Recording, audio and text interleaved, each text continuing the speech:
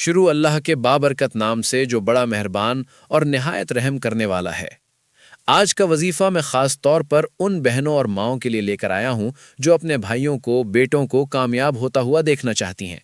یوں تو یہ وظیفہ کوئی بھی کر سکتا ہے، اپنے لیے کر سکتے ہیں، اپنے بھائی بہنوں کے لیے، اپنی اولاد کے لیے کر سکتے ہیں، لیکن کیونکہ والدین ہی دنیا میں ایک ایسا رشتہ ہے جو اپنی اولاد کو اپنے سے بڑھ کر ترقی کرتے ہوئے دیکھنا چاہتے ہیں، تو آج کا یہ وظیفہ میں خاص طور پر ان ماؤں بہنوں کے لیے لے کر آیا ہوں جو اپنے بیٹوں کو کامیاب ہوتا ہوا دیکھنا چاہتی ہیں۔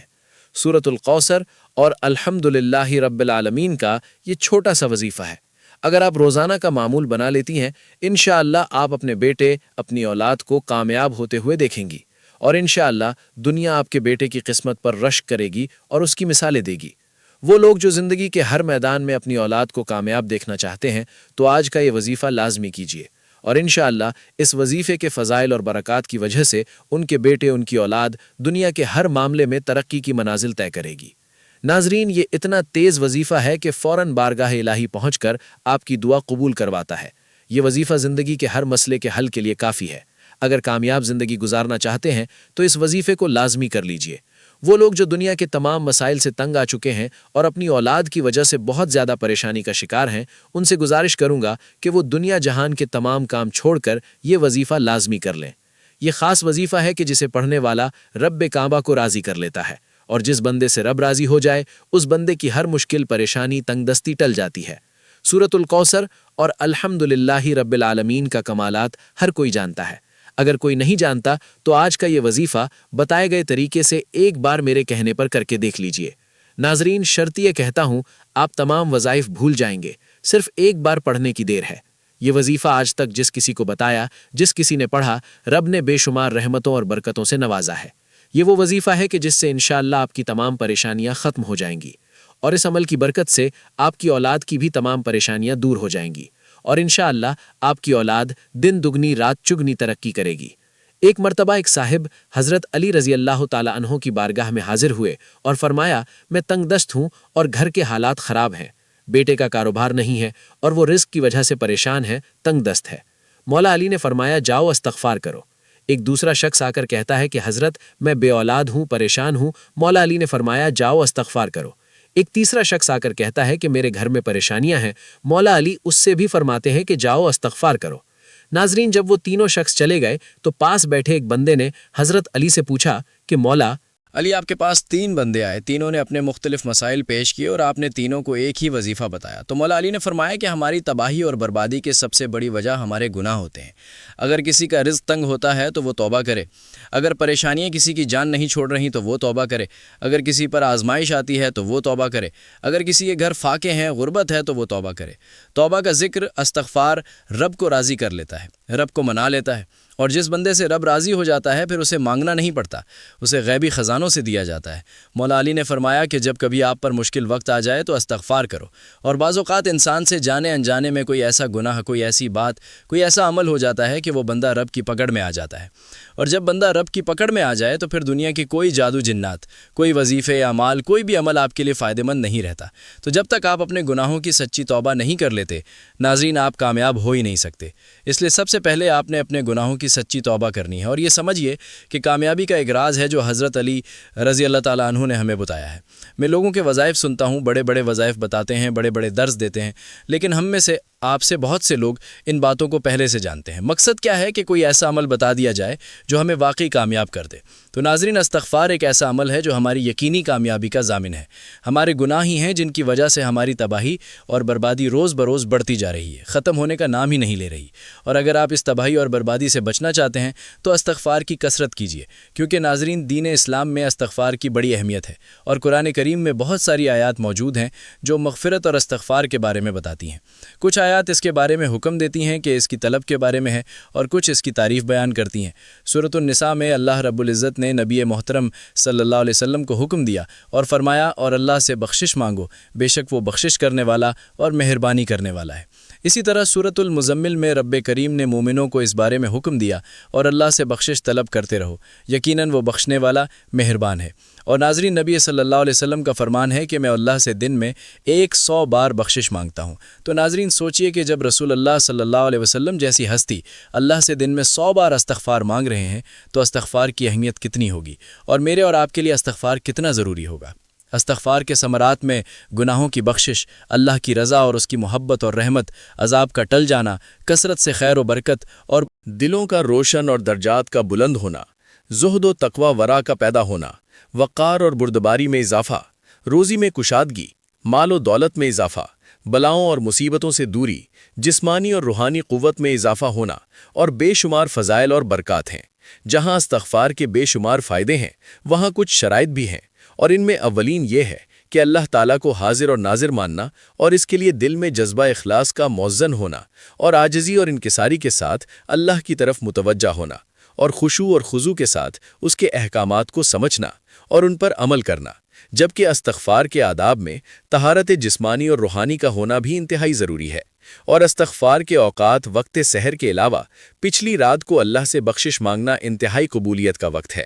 رسول اکرم صلی اللہ علیہ وسلم فرماتے ہیں کہ رب کائنات رات کے آخری تہائی حصے میں ہر دنیا سے قریب آنے والے آسمان پر نازل ہوتا ہے اور کہتا ہے کہ کون ہے جو مجھے پکارے اور دعا اور استغفار کرے اور میں اس کی دعا قبول کروں، کون ہے جو مجھ سے سوال کرے اور میں اسے عطا کروں، کون ہے جو مجھ سے مغفرت طلب کرے اور میں اسے بخش دوں۔ تو ناظرین، آج کا خاص وظیفہ لازمی کیجیے گا۔ آپ بے روزگار ہیں، بے اولاد ہیں، قرض دار ہیں، آپ کا کاروبار نہیں چل رہا یا آپ کے گھر میں مسائل ہیں، آپ کی جتنی بھی پریشانیاں، جتنے بھی مسائل ہیں، جتنی رکاوٹیں، جتنی بندشیں ہیں، انشاءاللہ سب کی سب ختم ہو جائیں گی۔ اب سورۃ الکوثر اور الحمدللہ رب العالمین کا وظیفہ کریں گے، کیونکہ یہ ایک ایسی آیت ہے جو اللہ کی پاکی کو بیان کرتی ہے اور اللہ کا شکر ادا کرنے کی ہمیں توفیق عطا کرتی ہے۔ جب ہم اللہ کا شکر ادا کریں گے تو وہ ہمیں غیب سے اتنا خزانہ عطا فرمائے گا کہ آپ خود حیران رہ جائیں گے، اور آپ کو بھی سمجھ نہیں آئے گی کہ یہ دولت اور یہ رزق کہاں سے آ رہا ہے۔ اگر آپ روزانہ کی بنیاد پر یہ عمل کریں گے تو اللہ انشاءاللہ آپ کی اولاد کی ترقی یقینی بنا دے گا، اور لوگ آپ کی اولاد کی ترقی دیکھ کر حیران رہ جائیں گے اور انشاءاللہ آپ کی اولاد کی قسمت پر رشک کریں گے۔ حضرت عائشہ صدیقہ رضی اللہ تعالیٰ عنہا فرماتی ہیں کہ حضور نبی کریم صلی اللہ علیہ وسلم نے فرمایا کہ قرآن مجید کا ماہر مجید اور محترم فرشتوں اور معظم اور مکرم انبیاء علیہ الصلاۃ والسلام کے ساتھ ہوگا، اور وہ شخص جو قرآن پڑھتا ہو لیکن اس میں اٹکتا ہو اور پڑھنا اس پر کند ذہن یا موٹی زبان ہونے کی وجہ سے مشکل ہو، اس کے لیے بھی دگنا اجر ہے۔ جبکہ ایک دوسری روایت میں ہے کہ وہ شخص جو قرآن پڑھتا ہے حالانکہ یہ پڑھنا اس کے لیے سخت مشکل ہے تو اس کے لیے 2 اجر ہیں۔ اسی طرح حضرت سعد بن ابی وقاص رضی اللہ تعالیٰ عنہ روایت کرتے ہیں کہ رسول علیہ الصلاۃ والسلام نے فرمایا کہ تم میں سے بہترین لوگ وہ ہیں جو قرآن مجید سیکھیں اور سکھائیں۔ تو قرآن مجید کے اندر سے ہی ایک سورت اور ایک آیت کا وظیفہ آپ نے کرنا ہے، اور محترم ناظرین، اولاد کی کامیابی میں ہی والدین کی خوشی ہے، اور اس میں کوئی شک اور شبہ نہیں کہ ایک باپ اپنی اولاد کے لیے اپنی زندگی تک قربان کر دیتا ہے، بلکہ اگر یہ کہوں کہ اپنی خوشیاں ہی قربان کر کے خوشیاں حاصل کرتا ہے تو غلط نہیں ہوگا۔ اور اگر معاشرے میں دیکھیں تو ہر ماں باپ کی خواہش ہے کہ اس کا بیٹی یا بیٹا پڑھ لکھ کر اس سے بھی بڑا آدمی بنے، اس سے بھی بڑا انسان بنے اور ماں باپ کا نام روشن کرے، مگر ضروری نہیں کہ ایسا ہی ہو، لیکن بحیثیت والدین ہمیں اچھے کی امید رکھنی چاہیے۔ آج اس باپ کی کہانی بیان کر رہا ہوں کہ جس کا بچہ پاس تو ہوا مگر انتہائی کم نمبر تھے۔ باپ کو بہت دکھ ہوا، مگر بیٹے سمیت کسی کو محسوس نہیں ہونے دیا، اور بیٹے کا ہاتھ پکڑ کر ساتھ لے گیا اور ایک بیکری سے مٹھائی لی، واپس گھر آیا اور پھر بیٹے کو ساتھ لے کر محلے کی ایک گھر میں مٹھائی تقسیم کرتا گیا اور ساتھ میں کہتا رہا، یہ دیکھو میرا بیٹا پاس ہو گیا ہے، 36% نمبر لیے ہیں، آج میں خوش ہوں کہ میرا بیٹا اتنے اچھے نمبروں سے پاس ہو گیا ہے۔ ناظرین، یہ دیکھ کر محلے والے حیران ہو گئے کہ 36% نمبروں پر اتنی خوشی، لیکن کوئی کچھ نہ کہہ سکا۔ اب بچہ دل میں خوش ہوا کہ اس نے اتنے اچھے نمبر لیے ہیں اور اس کا جذبہ آسمان کی بلندیوں کو چھونے لگا، اور اس نے دل میں سوچا کہ اب اور محنت کر کے اپنے باپ کو اور خوش کروں گا، اور پھر اس بچے میں ایک نیا جذبہ پیدا ہوا۔ اس نے دل لگا کر پڑھائی شروع کی اور اگلے امتحان میں اسے اچھے نمبر ملے اور یوں اگلے سال اسکول میں ٹاپ کر گیا۔ تو ناظرین، اس میں ہمارے لیے یہ سبق ہے کہ اگر تمام والدین سوچ کو بدلیں، نہ کہ بچوں کو ٹارچر کریں جس سے بچے ذہنی طور پر مفلوج ہو جاتے ہیں اور پڑھائی سے متنفر ہو جاتے ہیں۔ لہٰذا ہمیں بچوں کی ترقی چاہیے تو ان کی ذہنی ترقی ضروری ہے، تب جا کر ہمیں نتیجہ ملتے ہیں۔ اگر ہم اپنی اولاد کی کامیابی چاہتے ہیں تو ان نسخوں کے ساتھ ساتھ قرآنی اور نبوی نسخوں پر بھی عمل کرنا ہوگا، اور ایسا ہی ایک قرآنی نسخہ، قرآنی وظیفہ اب میں آپ کو بیان کرنے لگا ہوں۔ تو آپ نے کسی بھی نماز کے بعد یہ وظیفہ پڑھنا ہے۔ باوضو مصلی پر بیٹھ کر آپ نے سب سے پہلے تعوذ اور تسمیہ پڑھنا ہے۔ نبی کریم صلی اللہ علیہ وسلم کی ذات اقدس پر 3 مرتبہ درود پاک پڑھنا ہے۔ درود پاک آپ کوئی سا بھی پڑھ لیں، چاہیں تو آسان اور مختصر سا درود صلی اللہ علیہ وسلم پڑھ لیں، یا صلی اللہ علی محمد پڑھ لیں، یا نماز والا درود یعنی درود ابراہیمی پڑھ لیں۔ اور یاد رکھیں کہ درود ابراہیمی کی فضیلت سب سے زیادہ ہے۔ ہمارے پیارے آقا صلی اللہ علیہ وسلم بھی تمام درودوں میں درود ابراہیمی کو ہی سب سے زیادہ محبوب رکھتے تھے۔ تو ناظرین، آپ نے کوشش کرنی ہے کہ درود ابراہیمی کی ہی تلاوت کریں۔ ناظرین، آپ نے درود پاک پڑھتے ہی سب سے پہلے عاجزی کے ساتھ اپنے مقصد کی نیت کرنی ہے۔ مقصد جتنا بڑا ہو، یہ نہیں دیکھنا کہ یہ ناممکن ہے، دیکھنا یہ ہے کہ آپ مانگ کے ذات سے رہے ہیں